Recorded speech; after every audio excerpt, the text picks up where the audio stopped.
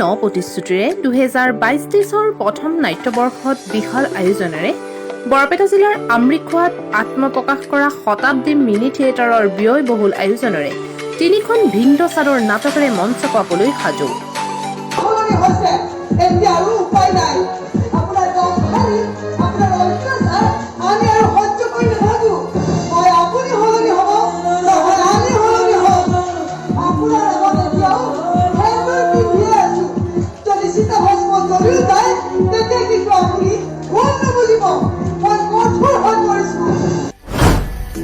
নাটক কেইখন ক্ৰমে কুলেন্দ্ৰ ৰায়চৌধুৰীদেৱৰ চিতাভস্ম, ভৰত পাঠকৰ নিয়ৰৰ ফুল আৰু পৰীক্ষিত হালৈৰ তপস্যা।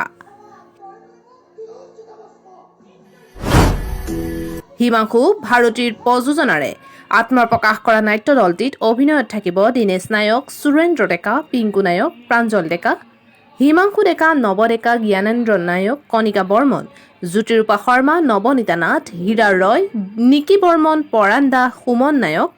পোহৰ বিভাগত থাকিব মন্টু বৰ্মন, সংগীতত থাকিব গৌতম নাথ আৰু দীপুল ডেকা।